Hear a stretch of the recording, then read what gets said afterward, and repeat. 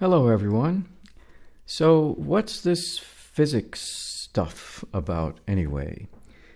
First of all, physics in the real world, scientific study of matter, its fundamental constituents, its motion and behavior through space and time, and the related entities of energy and force.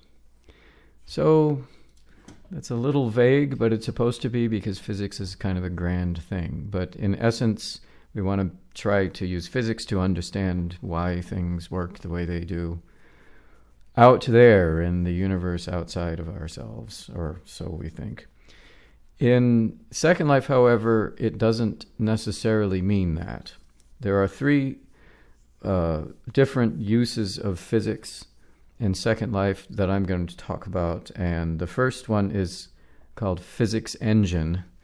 And that's the one I will talk about the least because it's really not that important. But Physics Engine is essentially a computer system that is part of the servers, not part of your viewer, but part of the Second Life servers, that tries to simulate real-world physics. In other words, when something goes up that's physical, gravity in the real world, if you're here on Earth, makes it come down. And that happens in Second Life because of the physics engine. If we didn't have a physics engine, they wouldn't be able to simulate things like gravity or the interaction between a physical object, such as an avatar, and a non-physical object, such as these prims. The second use of the word is called physics shape, and physics shape is a much more complicated subject. The third use of the word is called object physics. And essentially, object physics means whether or not something is quote-unquote physical. So I can demonstrate that by taking this cube, which I've already resed here. All right, so as you can see, we've got an object here. I had do a little edit. And this object is not set to physical. So when my physical avatar runs into it, there's just nothing that can happen. No matter how much force I apply to it, it won't go anywhere because this is not physical. Once it becomes physical, then, as you can see, it falls with gravity. It bounces. It behaves in ways that are determined by the physics engine. When something's physical, you can tell because the little hand shows up instead of the usual pointer. There are a few features with physical objects and with all objects, actually: density, friction, gravity. Gravity doesn't mean the same thing as it does in real life. In real life, gravity is a universal force of kind of bending of space. And so, but here it doesn't mean that. It means how much of that sort of down acceleration is applied. And when I set it to 0, you can see there's just none. And it'll just keep on going because there's nothing stopping it unless I stop it. If I set a number that's a negative number, so we'll say negative 0.05, then it begins to lift all by itself. So it's sort of a negative gravity. If I set to, say, 0.09, it becomes still affected by this down acceleration of gravity, that we have this simulation of gravity, but it's the speed is less. And it acts like there's less of a force.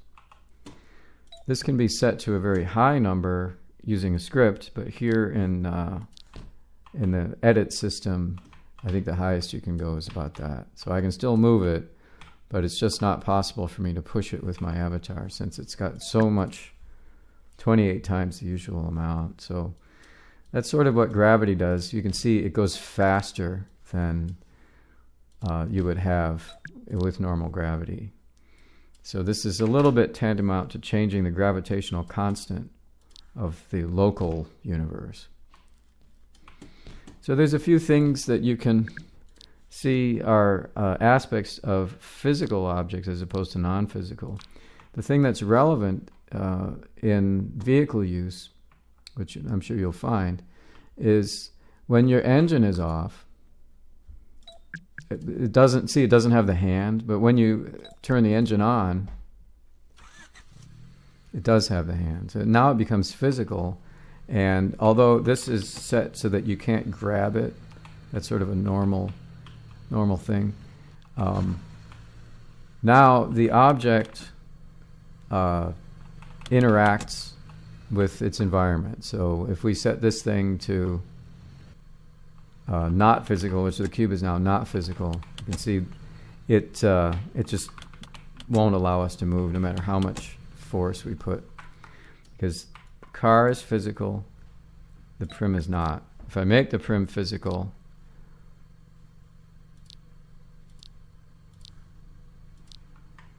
they interact because both of them are now affected by the physics engine. So if you've ever found that you go through a bad sim crossing, or you hit ban line or something where you get ejected by a orb or whatever, and then your car doesn't work, just go into edit and switch it back to physical, because when you go into a parcel where you're not allowed, they don't allow you to have physical objects, even if it got in because you were sitting on it. It becomes non-physical, so you just have to check that, and then you can get moving again. So that's a little bit about how you can tell the difference between something that's physical and not physical. So that was the second use of the word physics. The third use is what you call physics shape. And to illustrate this, I'm going to use the developer menu, which everyone has, but you have to enable it. Just search for developer menu among your settings. And once the developer menu is enabled, you go to render metadata, physics shapes. And now you can see there's this blue outline. The blue outline represents the shape that the physics engine sees. The physics engine doesn't see this car. It only sees the blue shape. And if I switch to wireframe, it's easier to see the physics engine. So you can see how this car has a physics engine that kind of looks like a slightly slanted rectangle. So it can go over small things in the road that might be in the way, like a curb or something. Whereas this cube, the physics shape is exactly the same as the cube. This spherical object, the physics shape is pretty close to the spherical object. In this airplane, the physics shape is not exactly the airplane, but it's close to the airplane. And what that means is, if I want to interact with the airplane physically, I'm not going to fall through the airplane as long as I'm still on top of the physics shape. But if I go to a section of the airplane that doesn't have the physics shape, that's when I begin to fall through. It would be the same thing with the airplane becoming physical. Once you start the engine, then this is the shape that will be acted on by the physics engine. Another thing that you can see the difference would be the difference between a physics shape that's called prim and a physics shape that's called convex hull. I'm going to show you this curved guardrail. This is a mesh that I made for a road system that's coming up. And you can see it works pretty well. You can sort of follow along. And if you're in your car, it'd be the same thing. If I get in the car and try to drive it along this guardrail, the guardrail should sort of block me in this curved fashion. So it works pretty well as a guardrail. Now, why am I talking about this? Because there's another option. If you go to edit your guardrail, your curved prim, or your curved mesh, I should say, go to features and it says physics shape type, and this is that third thing. We're talking about physics shape. If I switch this from prim to convex hull, look what happens. Now the shape looks a little bit like it's filled in, like it is truly a convex shape. And this is the shape. It kind of looks like a piece of a pie. And the car, because the car is being determined by the physics engine, the car can't go up against the inside shape of the guardrail. It can only go up against the outside shape because it's convex. And it doesn't even do it all that well, because you see the convex shape doesn't really follow the visual of the guardrail. So why don't we set everything to prim? Here's why. Everything has a cost, and there is a great cost to running the physics engine. And because Second Life is kind of running bare bones anyway, you don't want to overload the physics engine. And so what they've done is make it so that you can minimize it by having things like convex hull. And you can see how that affects things by looking at the prim equivalency. Right now it's land impact of 9, which isn't too bad for a large mesh that's curved like this. If you look at the mesh itself, it doesn't have that many triangles, but it is really big. I mean, this thing must be at least 30 meters. It's a big one. If I switch it to prim,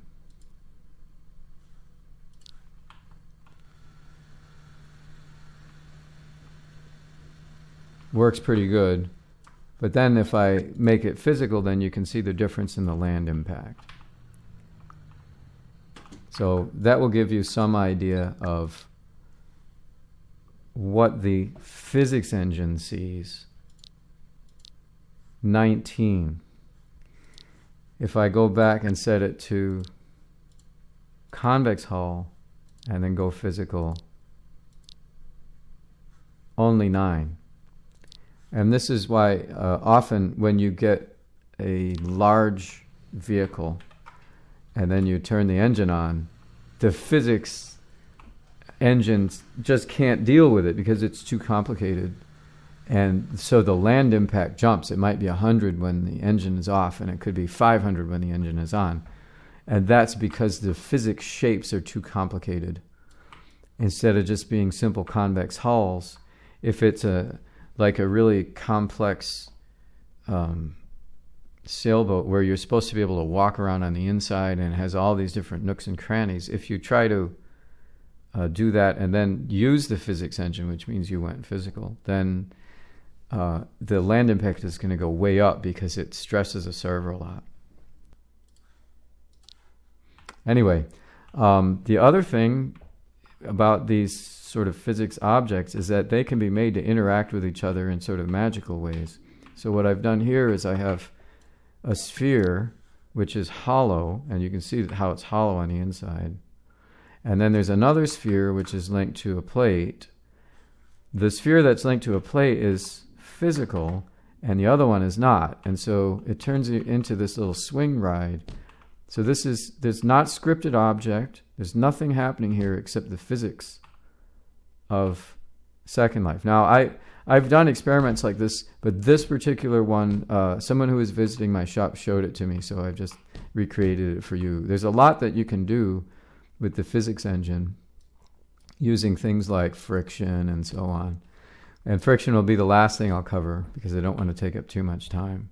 Friction is quite strange in Second Life. It doesn't really work correctly with vehicles, probably because vehicles have their own system. There's like a vehicle physics that's not quite the same as regular physics. But you can see I'm going up this ramp, but the ramp is set to have a certain friction.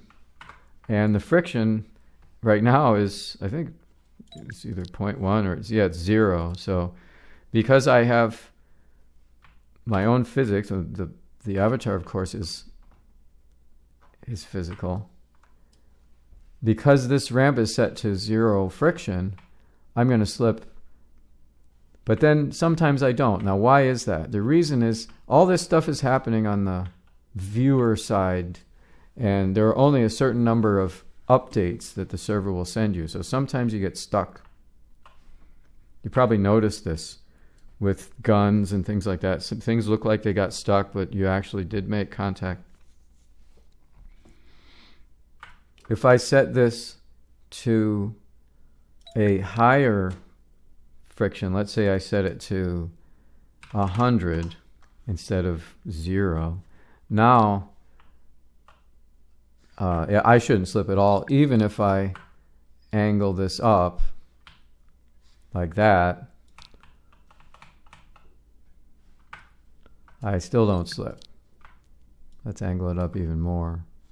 And if you've ever noticed, hey, you know, there are some of these ramps that I can walk up with my avatar, but there are other ones I just slip down. Well, if you have edit rights on things, you can adjust that by changing the friction. So I could change this to the highest friction, which is 255. And we'll just set this to local so I don't keep making weird things. So this is almost like climbing straight up a wall. You can kind of get it just about there. If it's straight up 90 degrees, your avatar is not going to be allowed by the physics engine to go up it. But it only needs to be a few degrees for your avatar to be able to scale that like that. Almost. I just need to just run. Yeah, almost. So we're almost there.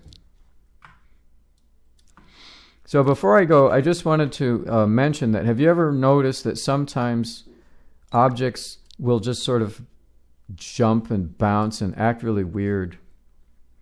The reason is because the physics engine in Second Life is actually quite primitive, and it doesn't like objects occupying the same space. So if they're if any one of them has physics enabled, which this one is, it does, it just it just doesn't want it in there, and it's going to try to make it. It's just going to try to get it out of there by any means necessary. And when you have like a vehicle, and if it occupies the same space as a large prim, let me make a cube,